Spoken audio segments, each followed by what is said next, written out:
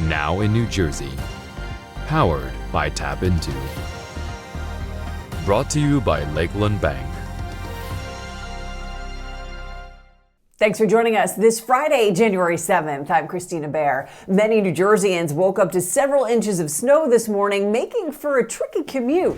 A beautiful scene across the Garden State if you didn't have to travel in it. Many schools in communities served by TAPinto were on delayed openings. Others closed for the day as a pretty good layer of snow blanketed the roadways, lawns, and sidewalks in front of homes. Plows got an early start clearing off streets and highways as most areas were down to the blacktop by mid-morning. With approximately 100 school districts already remote because of school staffing shortages due to COVID-19, going virtual for bad weather seems like an understandable choice. But as it stands right now, Governor Murphy's executive order on remote learning only allows virtual learning days to count if there's a declared public health emergency for 3 or more days. A 10-member committee at the Association of School Administrators is trying to push through a proposal to allow districts to have the option of switching to remote learning during inclement weather. The schedule of allowable days for inclement weather are exceeded, then it's particularly important to try to keep things on schedule.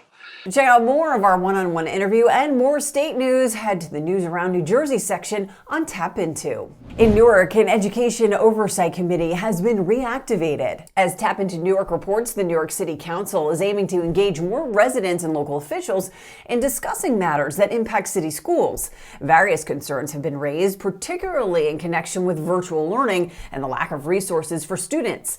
Other agenda issues up for discussion will include COVID protocol, pandemic-induced learning loss, and how the district will spend more than $280 million in federal relief aid. A Kenilworth resident is trying to make a run for the Guinness Book of World Records for the most amount of pizza-related items. She just so happens to be a TAPinto publisher as well. I'm talking to Talina Caperi about her obsession with pizza paraphernalia next.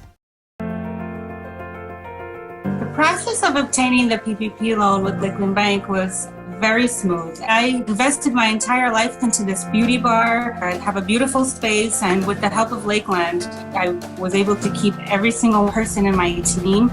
So to be able to tell them, your job is back, we're here, we're open, and our business is booming is just great for everyone all around.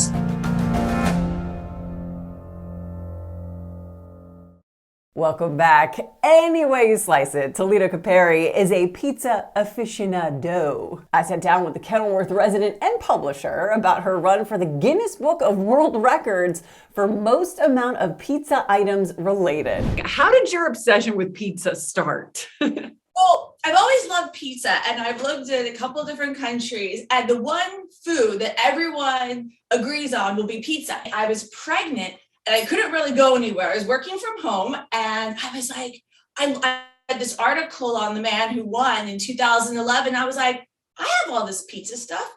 I can do this. So then I started collecting more and more. For 75. When do you find out from Guinness if you're the winner? I'm assuming you will be.